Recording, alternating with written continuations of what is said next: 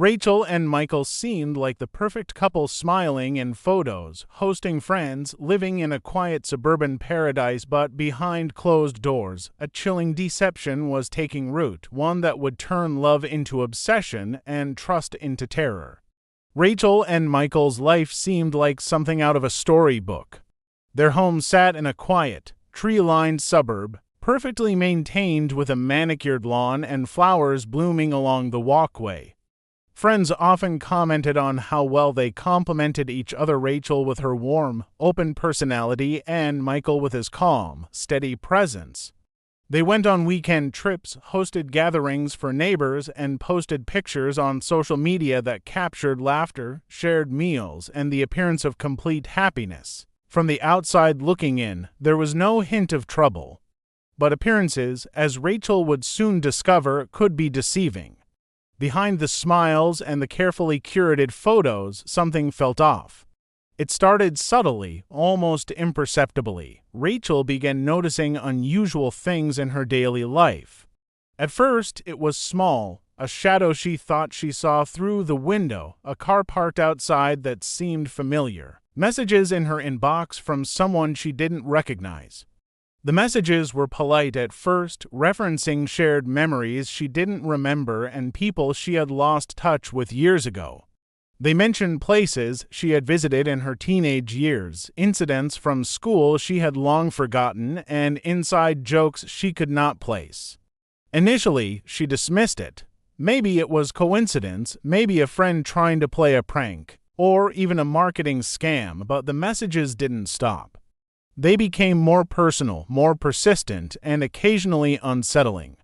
They hinted at knowing her routines, times she would leave for work, the names of her closest friends, even subtle details about her home. Rachel felt a knot of fear tighten in her chest whenever she read them. Something about the familiarity of the messages made her uneasy, like someone had stepped across the invisible line separating her private life from the outside world. Michael noticed her growing anxiety but never addressed it directly. Instead, he brushed off her concerns with a calm, almost soothing rationality. "It's probably nothing," he said, his voice steady. "Someone is just bored or making a mistake." At first, Rachel wanted to believe him. Michael was her husband, the person she trusted most in the world. But the more she tried to rationalize it, the more anxious she became. Her instincts told her something was wrong. She started double-checking locks, closing curtains, and taking longer routes to work, trying to escape the vague feeling of being watched. The tension seeped into her interactions with friends and co-workers. People noticed she was distracted, sometimes jumpy, and always looking over her shoulder. Even small errands began to feel like a risk. She avoided the coffee shop she had frequented for years, drove different routes home, and stopped checking her social media accounts. And yet, no matter what she did, the messages kept coming. Someone seemed to anticipate her moves. The fear was like a shadow she couldn't shake, a presence she could neither see clearly nor ignore. Rachel confided in a few close friends, describing the messages and the mysterious sightings. They were sympathetic but also perplexed. "Could it be someone from your past?" they asked. She didn't know. Memories of old relationships and friendships surfaced, but nothing seemed to connect. The uncertainty gnawed at her. Who could know so much about her life without her realizing it? Who was watching, and why did they choose her? The questions hung in the air, unanswered, growing heavier with each passing day. As weeks passed, the perfect facade of Rachel and Michael's life began to crack. The unease that Rachel felt was no longer something she could ignore or rationalize. It had begun to shape her every decision, every thought. And somewhere in the quiet moments of their seemingly ordinary suburban life, a hidden danger was taking root, waiting for the right moment to reveal itself. Rachel's unease only grew as the strange messages became more detailed and insistent. Each day brought a new note, email, or social media message from someone claiming to know her intimately. The person called themselves David and seemed to know everything about her teenage years, her first heartbreak, and even secrets she hadn't shared with a single soul. The level of detail was unnerving. And Rachel couldn't shake the feeling that this person was closer than she wanted to believe. She started keeping a journal, documenting every message, every suspicious event, hoping to find a pattern or a clue. It wasn't just the messages. Rachel began seeing signs of someone observing her in person. A man she didn't recognize appeared outside her office building, lingering near the entrance, sometimes standing across the street for long stretches of time. At first, she thought it might be coincidence, but the sightings became too frequent to ignore. She described the man to friends and colleagues, but no one had seen him before, and he seemed to vanish as quickly as he appeared. Rachel's sense of safety eroded further when she discovered small, inexplicable changes at home, a window slightly ajar, items moved, doors unlocked. It was as though someone had been inside without her knowing. The person calling themselves David wasn't just content with messages and sightings. The intrusions began to affect Rachel's daily life. Her routines were being tracked, and she started noticing signs that someone knew where she was at all times. Her confidence in her own judgment wavered, and the fear started to take a psychological toll. Rachel stopped going out alone, avoided social events, and canceled plans she had been looking forward to. Every step she took felt like it could be anticipated, every decision monitored. Michael's role in all of this added another layer of complexity. He remained calm, collected, and reassuring, always dismissing Rachel's concerns as paranoia. He would suggest practical solutions, like changing her phone number or adjusting her routines, but somehow the messages and sightings persisted despite these precautions. Rachel began to feel trapped between reality and fear, unable to separate what was real from what might be a trick. She started doubting her instincts, questioning whether she was overreacting or misinterpreting harmless coincidences. The realization that David might be a fabrication didn't occur to her immediately. The sophistication of the stalking made it seem plausible that it was someone from her past, someone with unfinished business or lingering resentment. She replayed memories from her teenage years, trying to pinpoint anyone who might harbor such a fixation, but nothing fit. The uncertainty gnawed at her, feeding a growing paranoia. What Rachel didn't know was that the danger wasn't external. The figure she feared most, the one orchestrating the messages, the sightings, and the psychological torment, lived in the same house she called home.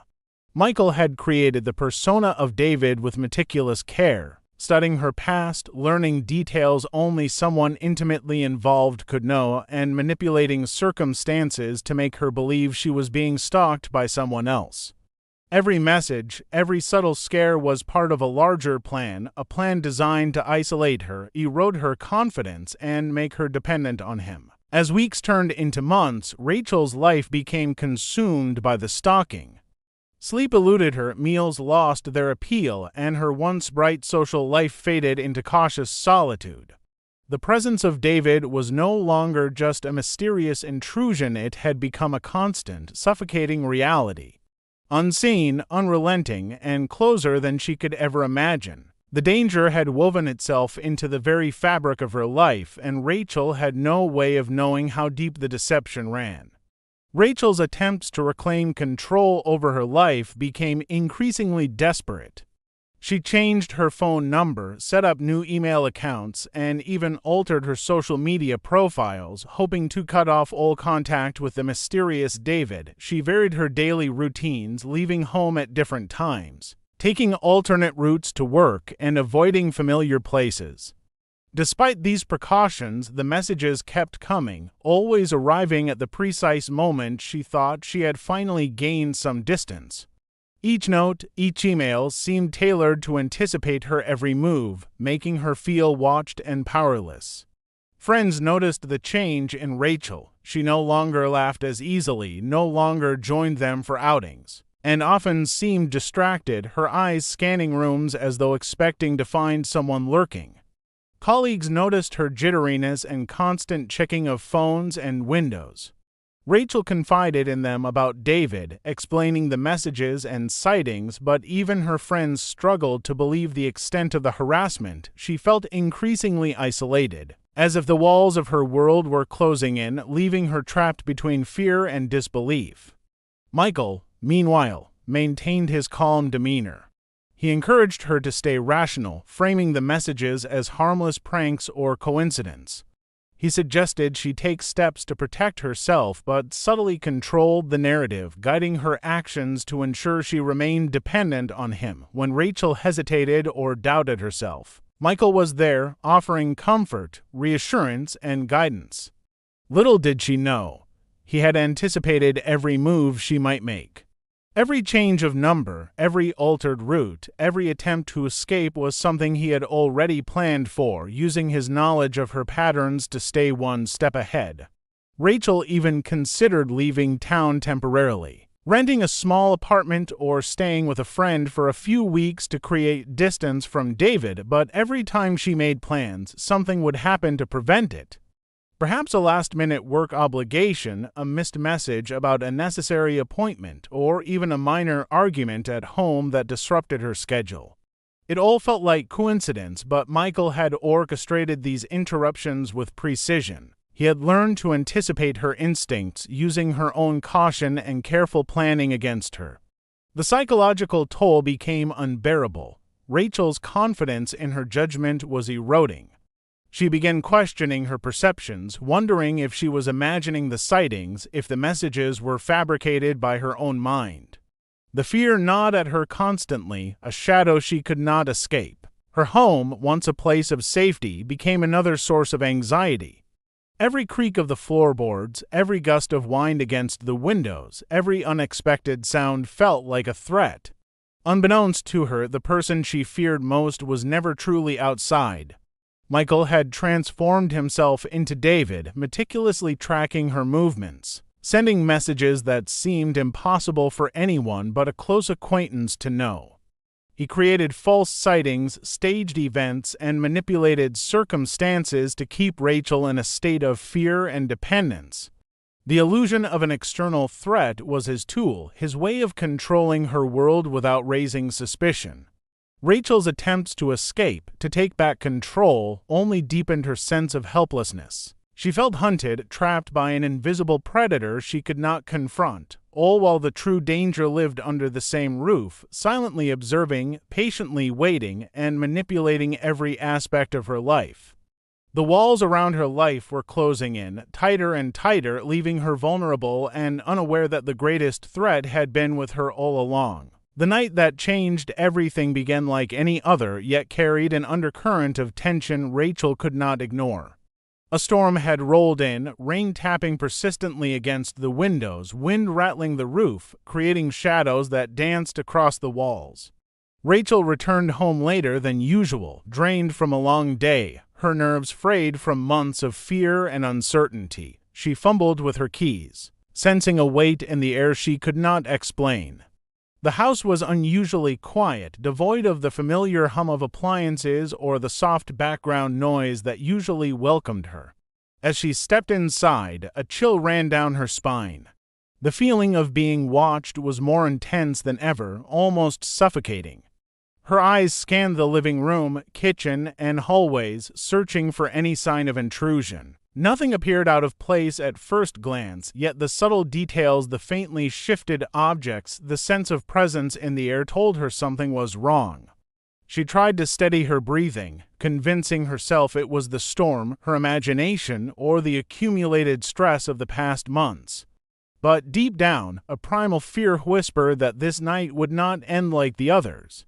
Then she saw him. A figure emerged from the shadows in the hallway, silhouetted by the dim light outside. It was David, or at least the person she had come to fear as David. Her heart pounded, and a cold wave of dread washed over her. The man stepped closer, a quiet but deliberate presence that confirmed all her worst suspicions. The months of stalking, the threatening messages, the eerie sightings, they had all led to this moment. Rachel froze, paralyzed by the realization that the danger she had been anticipating was real. The shock was compounded by the recognition that this was no stranger from her past. The familiarity in the figure's posture, the ease with which he moved through her home, struck a horrifying chord. The truth hit her in a sudden, crushing wave. The person she had feared most, the one who had orchestrated every terrorizing detail, was someone she had trusted implicitly. The image of David dissolved in her mind, replaced by the horrifying realization that it was Michael, her husband, the man who had been by her side through every ordinary day, every quiet moment of their life together. Everything she had believed about her safety, her home, and her marriage collapsed. Michael had manipulated every sighting, every message, every psychological trap. He had studied her, learned her habits, anticipated her reactions, and used them against her with meticulous precision. Every plan Rachel had made to escape had been anticipated, every precaution neutralized. The man she had loved and trusted had hidden a dark obsession, one that had driven him to create a second identity, a persona designed to isolate and terrify her. The storm outside mirrored the chaos in Rachel's mind. She realized the danger had been living under the same roof, breathing the same air, and watching her all along. The home that had once offered comfort now felt like a cage, the walls closing in with a sense of inescapable doom. The months of psychological torment, the sleepless nights, and the constant fear had been carefully engineered by the person she had allowed into her life completely. Michael had orchestrated the ultimate betrayal, transforming the familiar into a weapon and leaving Rachel to confront the horrifying truth that nothing in her life had been as it seemed. The investigation began quietly, almost imperceptibly at first. Detectives were called after neighbors reported unusual activity near Rachel and Michael's home, and a routine check revealed inconsistencies that didn't add up. The story of David, the mysterious stalker, began to unravel as forensic analysis showed there was no digital trail, no IP addresses, no records connecting the supposed ex-boyfriend to Rachel's life outside of the messages she had received. Each clue that emerged seemed to point not outward, but inward, towards someone far closer than anyone had imagined. Evidence started building piece by piece. Security footage from surrounding streets and nearby businesses showed nothing unusual except moments where Rachel's husband appeared to be in places he had no reason to be. Often coinciding with sightings of David, investigators noticed patterns in the timing of the messages, the locations of suspicious activity, and even the way Rachel's routines had been subtly disrupted. Everything led back to Michael. The persona of David had been a mask, a carefully constructed illusion, and every piece of the puzzle was beginning to fit. The psychological manipulation Michael had employed became central to the investigation. Interviews with friends, family, and co-workers painted a picture of a man who was calm, rational, and supportive in public, but who had meticulously orchestrated months of fear and confusion for his wife. Detectives pieced together how he had learned intimate details of Rachel's past, created the persona of David, staged sightings, and intercepted plans she made to escape or protect herself. It was a level of premeditation that stunned those involved. For Rachel, the revelation was a mixture of relief and devastation. Relief that the danger was identified, but devastation that the person she had trusted most, the one who had promised to protect her, was the architect of her terror. The betrayal cut deeper than the fear itself, leaving wounds that would take years to understand. The home that had once been a place of love was now a crime scene, filled with the remnants of manipulation and deceit. Every corner, every room, bore silent witness to the months of psychological control Michael had exercised. Michael's arrest was swift once the evidence became undeniable. Confronted with surveillance footage, digital records, and corroborating testimony, he confessed to creating the persona of David, sending the threatening messages, and staging incidents to keep Rachel in a state of fear. The confession shocked the community, neighbors who had seen a smiling couple on the street and friends who had celebrated birthdays and holidays together. No one had suspected the darkness lurking behind the ordinary routines of suburban life. The case became a cautionary tale, not only for its chilling elements of deception and premeditation, but also for the psychological intricacy of the crime.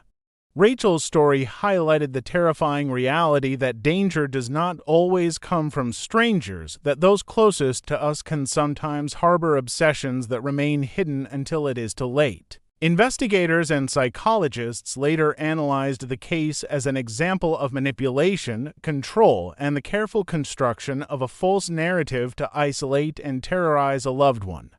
The community grappled with disbelief, mourning the innocence of trust while learning a sobering truth. Appearances can be deceiving, and the person we believe we know best can sometimes be the one who poses the greatest threat.